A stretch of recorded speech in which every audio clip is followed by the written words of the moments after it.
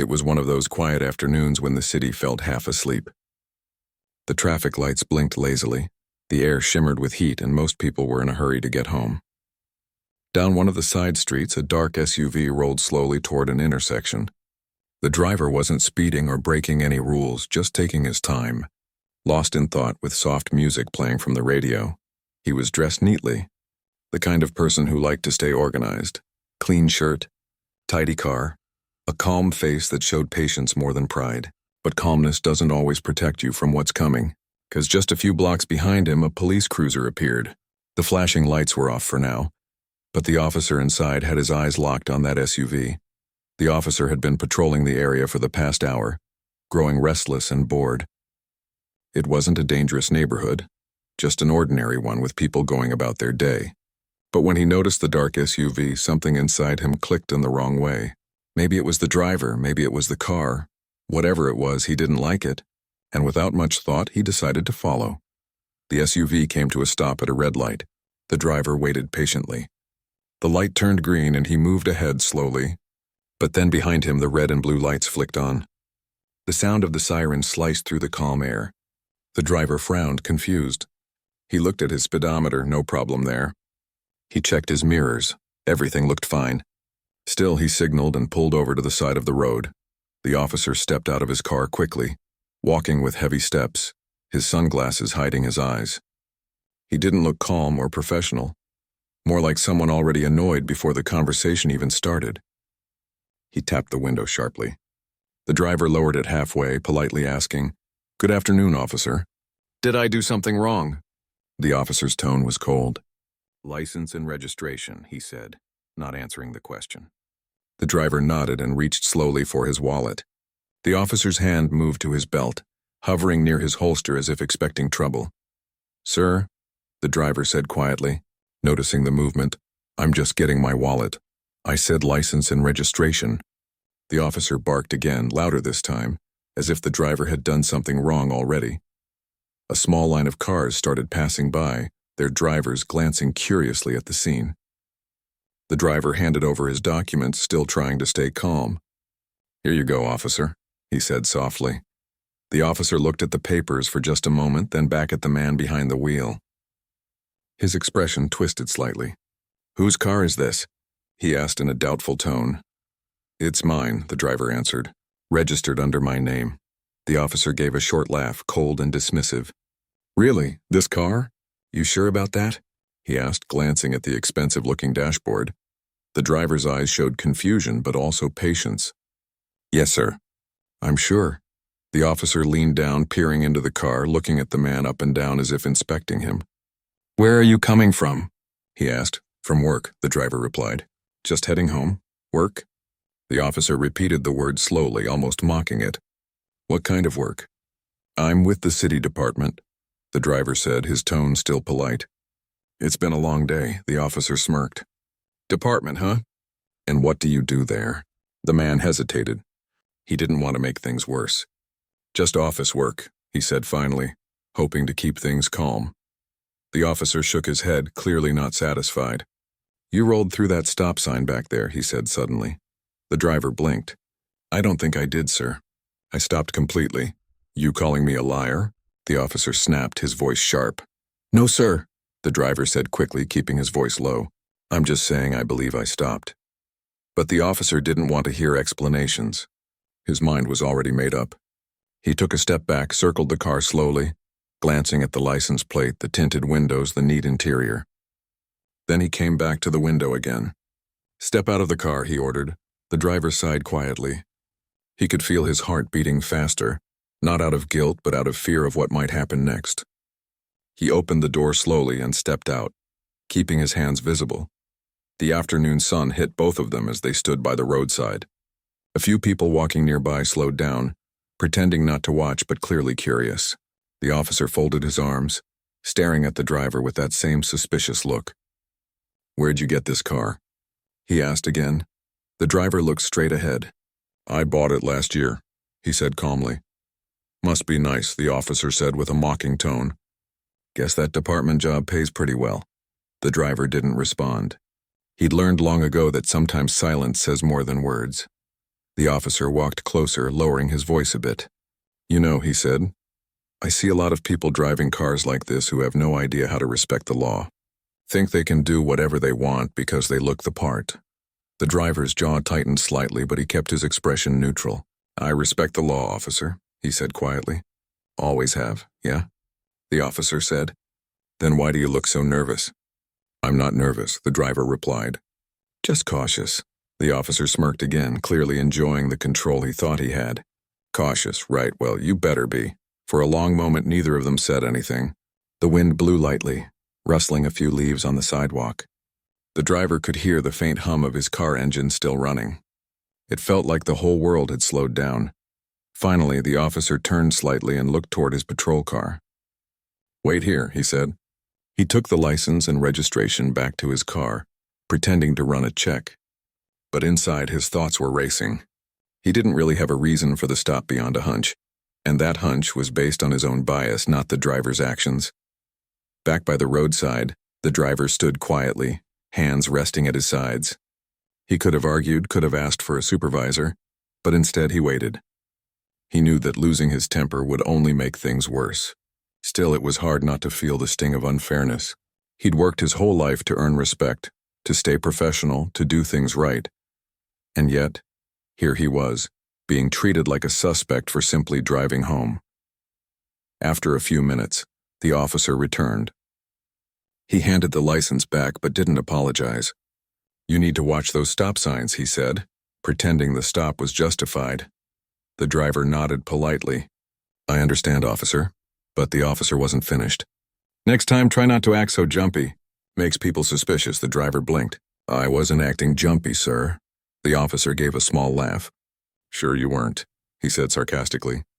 Then, as if he couldn't help himself, he added, "Some people just don't know how to behave when they're pulled over." The driver's calm cracked just a little. "With respect, officer," he said. "I've done everything you asked." The officer tilted his head, a faint smirk still on his lips. "Oh, I know," he said. "Just making sure you remember how this works." The driver nodded again, saying nothing more. He could feel the frustration building, but he held it back. He had learned long ago that dignity sometimes means saying less, not more. Finally, after what felt like an endless silence, the officer gave a short nod. "You can go," he said, stepping back toward his cruiser. The driver got back into his SUV slowly, started the engine, and waited a second before pulling away. He looked at the rearview mirror. The officer was still standing there watching. There was no reason for that stop. Deep down, both of them knew it. As the SUV drove off, the man let out a quiet sigh. He wasn't angry, just tired. Tired of moments like this. Moments when you do nothing wrong, yet still end up proving your worth to someone who never should have doubted it in the first place. But little did that officer know the story wasn't over. Because next time they met, everything was going to change. The next morning came with clear skies and soft sunlight spilling over the city streets. Everything looked peaceful from the outside, but inside the driver's mind, yesterday's incident still echoed. He had tried to shake it off, telling himself it wasn't worth holding on to. But some moments don't leave that easily, especially when they remind you how unfair the world can be. He sat at his kitchen table, sipping his coffee, replaying the words in his head. The tone, the look, the suspicion. It wasn't the first time someone had treated him that way, but it still stung. He had worked hard all his life to be where he was. He respected the law. He served it. And yet, when he was off duty wearing plain clothes, none of that seemed to matter. He checked his watch. He was running late. He grabbed his keys, put on his jacket, and headed for the car. He had a meeting that morning. Not just any meeting, but one that required him to visit a different department on the other side of town. Ironically, the same area where yesterday's incident had happened. As he drove through the streets, he kept his mind focused. The roads were busy with school buses, delivery vans, and the usual morning rush. But as he turned onto a familiar street, a sudden flash of red and blue lights filled his rearview mirror again. His heart sank. It couldn't be. He glanced through the mirror and saw the same patrol car. The same officer. For a brief moment, he wondered if it was just a coincidence. But deep down, he knew it wasn't. He slowed down, pulled over to the side, and waited. The officer stepped out again, walking with the same heavy, confident stride. The driver could already tell how this was going to go. He rolled down his window halfway, keeping his expression calm but distant. "Morning," the officer said, voice sharp. "You again?" The driver nodded politely. "Morning, officer. Is there a problem?" "You tell me," the officer said. "You were driving a bit slow back there. Mind telling me why?" The driver almost laughed in disbelief. "Driving slow?" he repeated softly. "I was just keeping with traffic," the officer shrugged. "You looked nervous." "I wasn't," the driver replied. The officer leaned slightly toward the window, eyes narrowed. "You think I don't know when someone's hiding something?" "Because I can tell." The driver met his gaze, his voice steady. "I'm not hiding anything, yeah?" the officer said, tilting his head. "That's what they all say." The tone wasn't just rude now, it was disrespectful. Every word was dipped in sarcasm, every look filled with judgment. The driver could feel his patience wearing thin, but he didn't show it. He had learned to control his emotions even when others couldn't control theirs. The officer motioned with his hand. "Step out again." The driver sighed quietly but did as he was told. He opened the door, got out, and stood by the car. The morning air was cool, but the tension was thick. The officer walked around the car slowly, tapping the body with his hand, pretending to inspect it. "New car, huh?" he said. "Looks expensive." "It's a few years old," the driver replied. "Still nice," the officer said. "Must be a good job to afford something like this." The driver didn't answer. He could sense where the conversation was going, and it wasn't worth feeding into. "You live around here?" the officer asked next. "Yes, officer."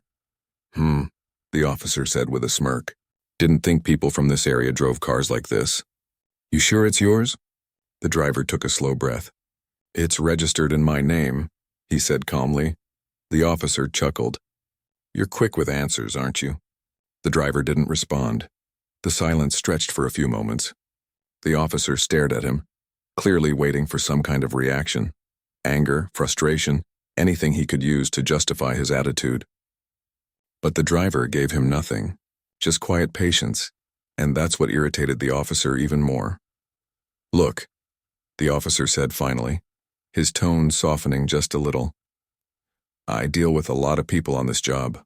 You wouldn't believe the kind of stories I hear. Guys in fancy cars pretending they have everything under control, and then boom, turns out it's all a lie."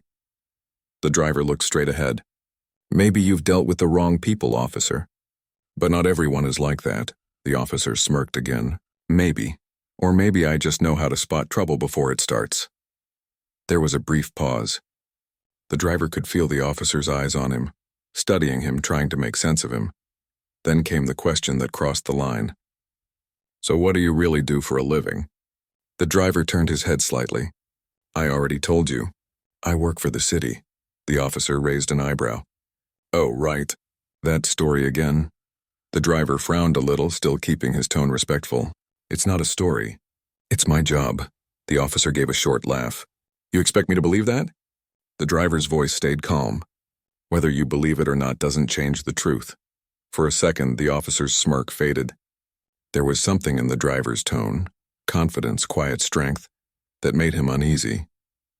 But instead of backing down, he doubled down. "You sure talk fancy for someone pulled over twice in 2 days," the officer said. The driver looked him in the eye. "And you sure seem to enjoy pulling me over," he replied softly. That made the officer step back slightly. He hadn't expected the driver to push back even politely. "Watch your tone," he said. "I'm not being disrespectful," the driver answered. "Just stating the facts." The officer stared at him for a long moment. The air between them felt heavy again. Cars passed by slowly, drivers peeking at the strange scene. One man standing calmly beside his car, the other in uniform looking frustrated. Finally, the officer handed back the documents he'd been holding. "Next time," he said, "try to look less suspicious." The driver took the papers, folding them neatly. "Next time," he said quietly, "try to see people for who they are." For a second, the officer didn't move. He just stood there, expression unreadable. Then he turned away, muttering something under his breath as he walked back to his patrol car. The driver watched him go, feeling a mix of sadness and disbelief. Not anger, just the deep ache of being misunderstood again. He knew he couldn't change the officer's mindset in one encounter, but he also knew that people like that learned their lessons in unexpected ways. He got back into his SUV and drove off, the sound of the engine calm and steady. He tried to push the whole thing out of his mind. But inside, something was building, not revenge, not pride, but quiet determination. He had spent his career working hard to serve the community fairly, treating everyone with the same respect he expected in return. But seeing how easily some people judged others reminded him of why he chose his line of work in the first place, to make sure people didn't have to experience moments like these. As the city rolled past his window, he thought about how small actions could reveal big truths. The officer's behavior wasn't just about one stop. It was about what happens when power and prejudice mix. And while the driver stayed calm, deep down he knew this wasn't over. Fate had a strange way of bringing people face to face again, especially when a lesson still needed to be learned. By the time he reached his workplace, he had pushed his frustration aside and replaced it with focus. He had a meeting to attend, people counting on him, and no time for bitterness. Still, a part of him wondered if that same officer would ever realize who he had just disrespected. Because soon enough, he would. And when that moment came, everything would change. Not through anger or revenge, but through truth. The morning was calm but busy. The sun had climbed high, shining across the city like nothing bad had ever happened. People hurried along sidewalks with coffee cups, kids rushed to school, and traffic lights blinked in rhythm. It was just another day, at least for most people. But for the driver, today wasn't just another day. He was dressed in his official uniform this time, the badge pinned neatly to his chest, polished shoes, and a calm but serious expression on his face. He was headed to the central station for a meeting with a few senior officers. It was a part of his regular work, but as fate would have it, today's meeting wasn't going to be regular at all. He took his usual route through the same part of town, the same stretch of road where he had been stopped twice in 2 days.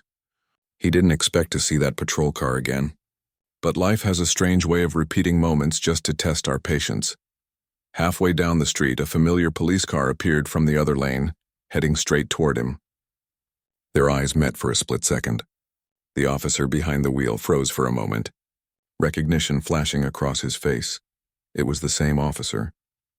The driver kept his face calm and continued driving, but the officer quickly pulled over to the side, watching him pass. The driver could see through his mirror that the officer's expression had changed. It wasn't anger or confidence anymore. It was confusion, maybe even regret. At the next intersection, the driver parked near the city station and walked toward the entrance. The large glass doors reflected his image, calm, professional, and steady. Inside, people greeted him with respect. He was known for being fair, thoughtful, and the kind of person who didn't let ego control his actions. "Good morning, sir," one of the junior officers said as he entered. "Morning," he replied with a polite nod. He made his way down the hall toward the briefing room, holding a few files under his arm. Inside, several officers were already seated, including supervisors and members of different departments. The meeting was about coordination between city units, and as it turned out, the same patrol division that the route officer worked for was part of it. When the driver stepped inside, conversations quieted slightly.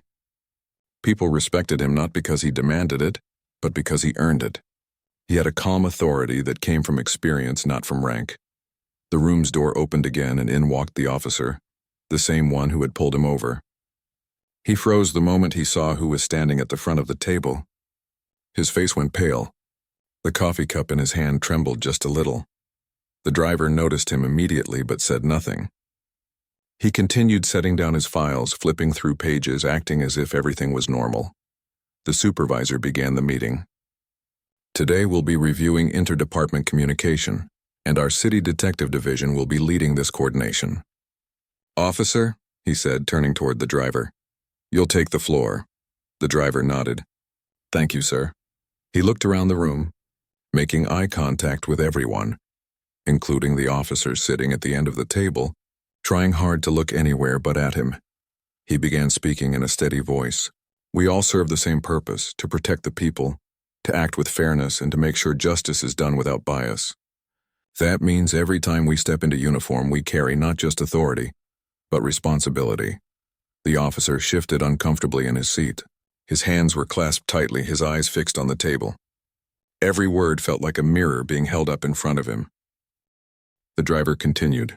I've seen how one small decision, one unfair assumption, can turn a peaceful situation into something unnecessary. Sometimes we forget that the person we're speaking to might be someone's father, mother, friend, or even a fellow officer. Respect is not given based on who someone is, and it's something we owe to every citizen we meet. The room was silent. Everyone listened carefully, nodding in agreement. Then the driver's tone softened. Just yesterday I had an experience that reminded me how easy it is for misunderstandings to happen.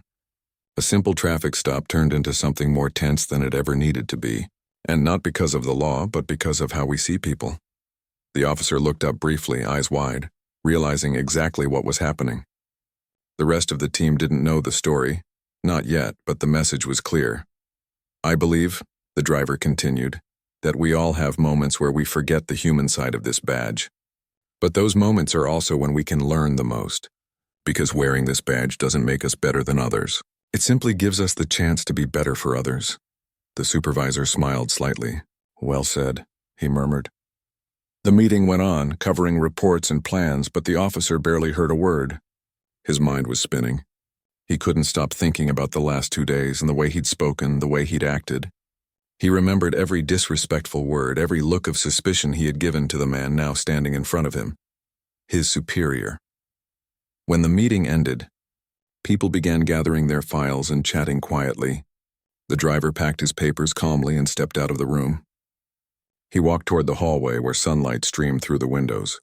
Behind him, the officer hesitated, then followed. Sir, he called softly. The driver stopped and turned, his face calm, unreadable. Yes? The officer swallowed hard. I just wanted to say I didn't realize who you were. The driver nodded slightly. That's true, he said. You didn't. The officer looked down. I was out of line. I shouldn't have spoken to you like that. The driver took a slow breath. It's not about who I am, he said quietly. It's about how you treat people when you don't know who they are. The officer's eyes flicked up, guilt written all over his face.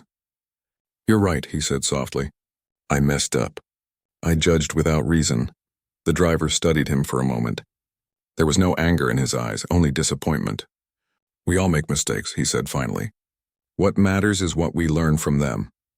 I'll do better, the officer said, voice almost a whisper. The driver gave a small nod. See that you do, because next time it might not be me you stop. It might be someone who doesn't have a badge to show you who they are. The officer nodded quickly, his face flushed with shame. The driver turned and walked away, his steps steady. He didn't look back. He didn't need to. The message had been received. Outside, the city moved as if nothing had happened. But inside the officer's mind, something had shifted. He realized that respect isn't about rank or position. It's about recognizing the humanity in every person. That afternoon, as he drove his patrol car again, he looked at people differently. The man waiting at the bus stop, the woman crossing the street, the young kid riding his bike, they all looked the same as before. But this time he saw them not as potential suspects, but as people with their own stories. Meanwhile, the driver sat in his office finishing up paperwork. He wasn't thinking about revenge or pride. Instead, he felt a quiet sense of closure. Sometimes the best lessons don't come through arguments or punishments. They come through truth. And the truth had spoken loudly enough today. Later that evening, as the sun dipped low and painted the sky orange, he stepped outside the station, taking a deep breath. The air was cool and the noise of the city had softened. He looked around, watching people move about their lives, free, unaware of how close some had come to losing faith in fairness. He smiled faintly to himself. Not because he had won anything, but because he had handled the situation with calmness and grace. He knew that change didn't happen in a day, but it started with moments like this. Moments when someone finally sees their own reflection clearly. He walked toward his car, the same SUV that had started it all. The same car that had made someone judge him without reason. He unlocked the door, sat down and started the engine. The music played softly, the same calm tune as before. Only this time, the road ahead felt lighter, because sometimes life doesn't need loud lessons. Sometimes all it takes is silence, truth, and the courage to stand with dignity, even when others forget to see it. And as he drove off into the evening light, he knew one thing for sure: respect, once learned, can change more than just one person. It can change everything. That night the city looked different. The lights that usually glowed softly now seemed distant, almost cold. The streets were quiet, but inside the officer's mind everything was loud. Thoughts kept crashing into each other: guilt, confusion, regret, shame. He couldn't stop replaying what had happened that morning. He sat alone in his small apartment, the television on but muted. The sound of the city outside drifted through the window. Cars passing, someone laughing in the distance, a dog barking faintly. But none of it could pull him out of his thoughts. On the coffee table lay his badge. He had taken it off and placed it there hours ago. Normally it filled him with pride. Tonight it felt heavy. He looked at it and saw not authority but responsibility, and how easily he had misused it. He ran a hand over his face, sighing deeply. "What was I thinking?" he whispered to himself. He had pulled that man over not once, but twice. Treated him like he didn't belong. Talked to him with disrespect. All because of an assumption, one that came from nowhere but his own bias. He leaned back on the couch, eyes staring at the ceiling. For years he had told himself he was a fair officer, someone who followed the rules and treated people equally, but now he couldn't lie to himself anymore. He had seen the look in that man's eyes, calm but disappointed. It wasn't anger. It was something worse. It was the look of someone who expected more from him. That look stayed with him. It hurt more than any punishment ever could. The next morning he arrived at the station early. He didn't sleep much and his eyes showed it. The corridors were still quiet, the sound of coffee brewing in the background. He walked past a few desks and nodded to the morning shift officers. One of his colleagues, a friendly older sergeant, noticed him and said, "Rough night?" He gave a small nod. "Something like that." "You look like you've seen a ghost," the sergeant joked. He managed a weak smile. "Maybe I have." The sergeant chuckled and turned back to his reports. But the officer wasn't joking. What he'd seen yesterday, the truth about his own behavior, haunted him. Later that morning, there was a briefing in the same conference room. He walked in quietly, taking a seat near the back. The same senior officer, the one he had disrespected, was sitting near the front, calmly reviewing notes. The officer looked at him for a moment, then looked away. He couldn't face him directly. The meeting went on as usual, but his mind wasn't on the agenda. Every word about public trust, professional conduct, and community respect cut deeper than it ever had before. When the meeting ended, most officers left quickly, eager to start their shifts. But he stayed behind, sitting silently with his hands clasped. Finally, he stood up and walked to the front. The senior officer looked up. "Can I have a moment?" he asked quietly. The senior officer nodded. Of course. They stepped outside into the hallway. The officer hesitated, searching for the right words. "Sir," he began softly, "I've been thinking a lot about what happened." The senior officer stayed quiet, waiting. "I just wanted to say, I was wrong. Completely wrong. I acted out of bias, not duty. I didn't even realize how bad it was until I saw your face yesterday." The senior officer studied him for a moment before replying. "Do you understand why it was wrong?" "Yes, sir," he said. "Because I treated you differently based on what I thought, not what I knew. And if I can do that to someone in our own department, I can only imagine how I might have treated others without realizing it." The senior officer nodded slowly. "That's the first step, seeing it. Most people never do." "I don't want to be that kind of officer," he said firmly. "I joined this job to protect people, not to judge them." The senior officer's expression softened. "Then start from here," he said. "Let this be the moment you change. Don't erase what happened. Learn from it." The officer nodded, grateful for the chance to speak honestly. "Thank you, sir." As he walked away, a strange mix of relief and guilt washed over him. He couldn't undo what he'd done, but maybe he could make sure it never happened again. Over the next few weeks, things began to shift. The officer started paying attention to details he used to ignore. When he stopped drivers, he spoke to them differently, politely, fairly, with patience. He noticed that when he treated people with respect, They responded the same way. One afternoon, while writing a report, he overheard two younger officers joking about a driver they had stopped. They were making fun of how nervous the person had been. Normally, he might have laughed along, but this time he stood up and walked over. "Hey," he said quietly. "That's not how we talk about people. We're here to protect, not to humiliate." The younger officers looked at him, surprised by his tone. "Sorry, man. We didn't mean anything by it," one of them said. "I know," the officer replied calmly. "But that's how it starts. Small jokes, small assumptions. It grows before you realize it. Don't go down that road." They nodded silently, understanding the seriousness in his voice. Later, when he sat back down, he realized how much he had changed. The man who once judged too quickly was now standing up for others. It wasn't about guilt anymore, it was about growth. Meanwhile, the senior officer noticed the difference too. He didn't say much, but he observed quietly. The rude, impatient man he had met before was becoming someone more thoughtful, more aware. One day, while both were at a community event, the senior officer walked up to him and said, "You've come a long way." The officer smiled faintly. "Trying to, sir." "Keep it that way," the senior officer said. "People remember how you treat them. Sometimes that's the only thing they remember." Those words stuck with him. That evening, after the event, he stood outside the station watching the sun set. The orange light spread across the sky, warm and peaceful. For the first time in a long while, he felt something close to peace. He thought about the man he had once been. Proud, impatient, quick to assume. And he thought about who he wanted to become. Patient, fair, humble. He knew he wasn't perfect. No one was. But the difference now was that he saw his flaws clearly and he wanted to fix them.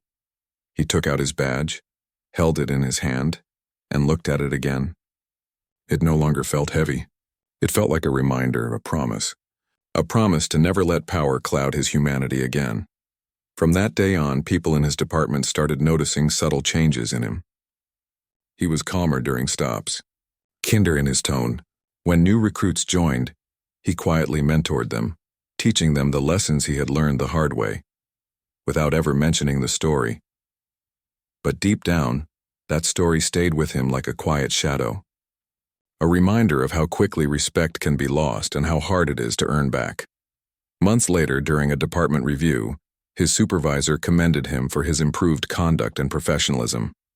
He smiled humbly and simply said, "I just learned from experience." That night, as he drove home through the same road where it all started, he slowed down for a moment at the same stop sign, the same corner where he had once pulled over a man unfairly. The memory flashed in his mind, but this time it didn't sting. It taught. He smiled faintly and whispered to himself, "Never again." He looked up at the quiet sky, feeling a calm sense of understanding. Growth doesn't always come from big moments. Sometimes it comes from being forced to see yourself clearly for the first time. The road ahead felt different now, not just a path of duty, but of purpose. He knew that what had started as a mistake had turned into something meaningful.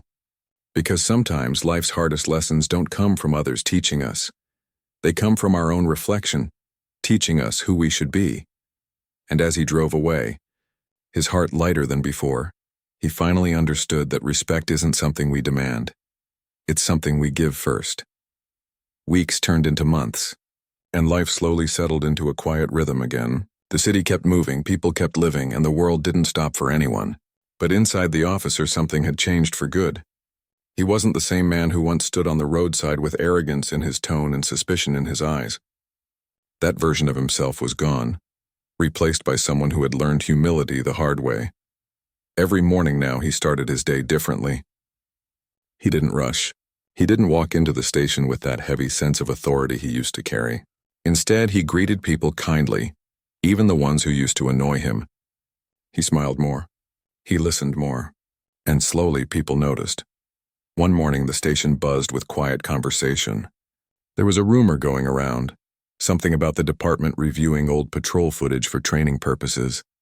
It was part of a new program designed to teach young officers about respect and professionalism during traffic stops.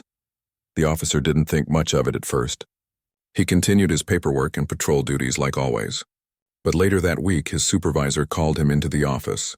When he stepped in, the supervisor was sitting behind his desk, looking thoughtful. The senior officer, the one he had wronged months ago, was sitting across from him. The officer's heart skipped for a moment. "Sir?" he said, a little unsure. "Take a seat," the supervisor said kindly. He sat down, trying to read their expressions. The supervisor spoke first. "We're reviewing footage for the training project," he said, "and one of your old patrol videos came up." The officer felt a lump in his throat. He already knew which one they meant. The supervisor continued, "It's the stop you made. The one where this gentleman here was involved."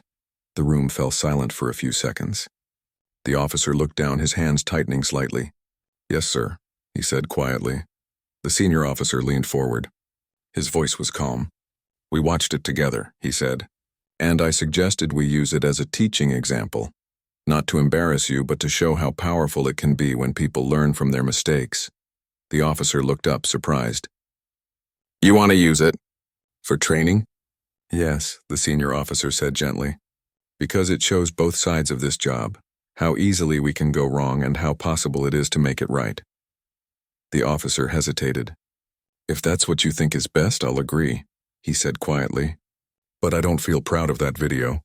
The senior officer smiled slightly. "That's exactly why it will help others." The officer nodded slowly. He understood. Maybe his past mistake could do something good after all. A few weeks later, he sat in the back of a small classroom where new recruits were gathered for their training session. On the screen, the footage from that day played. The flashing lights, the tense voices, the uncomfortable silence. The young officers watched closely, taking notes. When the video ended, the senior officer stepped forward to speak. "What you just saw was not a story about guilt," he said. "It's a story about awareness. Every day, this badge gives us choices, to act with fairness or to act with ego. One wrong choice can destroy someone's trust in us." He paused, then gestured toward the back of the room. "The officer in that video is sitting right here." All eyes turned toward him. He stood slowly, feeling his heart beat hard in his chest. He walked to the front of the room, stood beside the screen, and took a deep breath. "I won't lie," he began. "Watching that video wasn't easy. I said things I'm not proud of. I treated a man unfairly because I assumed the worst instead of seeing the person in front of me." The room was silent. "But that moment changed me," he continued. "I learned that authority without empathy is just arrogance. I learned that respect can't be demanded. It has to be given first. That's the lesson I want you to remember when you go out there." A few recruits nodded, their expressions serious. One of them raised a hand. "What made you realize it, sir?" He smiled faintly. "Because the man I disrespected turned out to be someone who wears the same badge as I do," he said softly. "And instead of punishing me, he taught me through patience. That's something I'll never forget." The senior officer looked at him quietly, pride showing in his eyes, not because of perfection, but because of honesty. After the session, a few recruits approached the officer. One of them said, "Sir, thank you for sharing that." Most people wouldn't admit it, he smiled gently. "It's not about admitting. It's about growing." From that day forward, his reputation in the department slowly changed. People didn't talk about him as that officer who messed up anymore. They talked about him as someone who grew from it, someone who turned a bad experience into a meaningful lesson. And the senior officer? He never once used the situation to make himself look better. Instead, he quietly supported the change. They began to talk more often, not about what happened, but about how they could both help improve the culture of their team. Over time, the two of them started a small initiative in their department. It wasn't official at first, just something they did out of their own interest. They called it Human First. Once a month, they gathered a group of officers to talk, not about laws or policies, but about real human experiences, about the people they met on the streets, about the challenges they faced and how to stay kind even when the world felt tough. Those meetings slowly grew. Officers from other units started joining. The stories shared there became lessons, real, honest lessons that no manual could ever teach. The officer felt fulfilled in a way he hadn't felt in years. He wasn't just doing his job anymore. He was making a difference.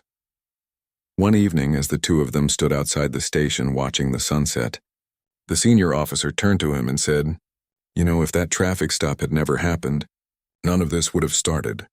He nodded thoughtfully. I guess sometimes life uses mistakes to wake us up. The senior officer smiled. Exactly. The key is what we do after the wake-up. They stood there in silence for a while, both watching the city lights flicker on one by one. Later that night, when the officer drove home, he took the same route again, past that familiar intersection, past that same stop sign. This time, though, he didn't feel regret. He felt gratitude. Gratitude for the lesson, for the chance to grow, and for the unexpected friendship that had come from it.